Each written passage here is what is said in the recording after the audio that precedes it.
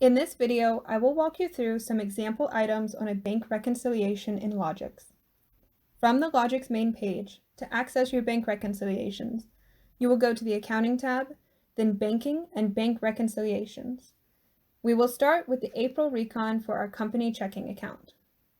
To start a new recon, click the blue button on the right. You'll be prompted for the account, end date, and statement ending balance, all which can be found at the top of your bank statement. Once a reconciliation is made, it is very important to work in date order. You cannot reconcile April without having first reconciled January, February, and March. Click View on the right side of the screen to open the reconciliation. Once we have opened up April, the first thing to do will be to check that it is completely clear.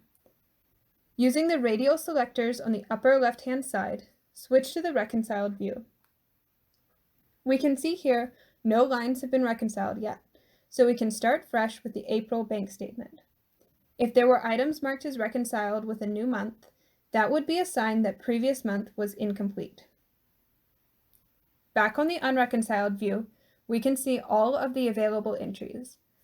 Bank statements will typically start with checks or other credit items. The statement may, however, call these debits. We won't dig into the accounting terms here. Just know that credit and debit are assigned to the movement of money by a directional perspective, and in Lojix, money leaving your bank account is a credit. On our April bank reconciliation, the first check listed is for $1,250, cashed on April 28th. To find this, I'm going to use the search feature. When searching, skip over any commas in the value. I recommend searching only by the middle portion, in this case, $250. The entries include 3 credits like we were looking for and 2 reversals. Pairing these up, we can select all 5 and clear the one check for $1,250. When we are done selecting items in a search, we are going to click on Save Changes. Saving your changes every time you move between search pages is highly recommended, as it helps prevent any lost recon items if the system times out or if you click away to another page.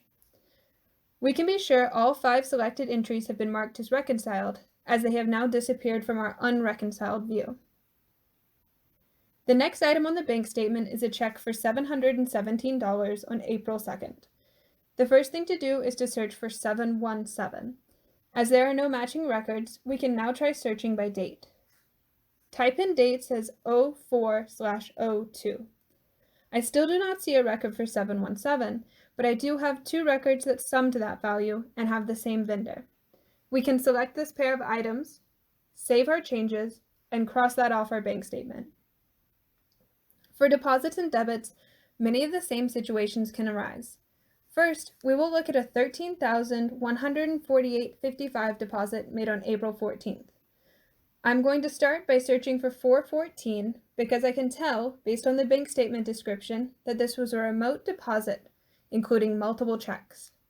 We can sort by deposits/debits by simply clicking on the column label, bringing our deposits for the day to the top.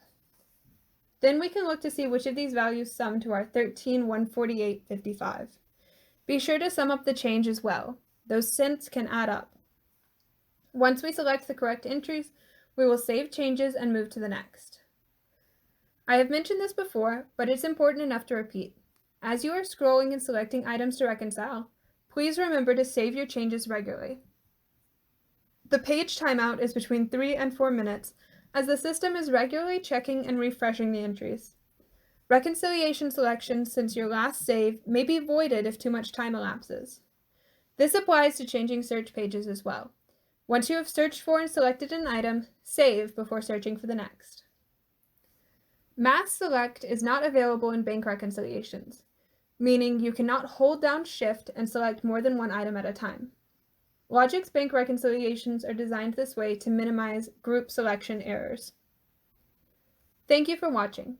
If you have any questions about reconciliations not covered here, or any other aspect of Lojix, please email us at support@lojix.com.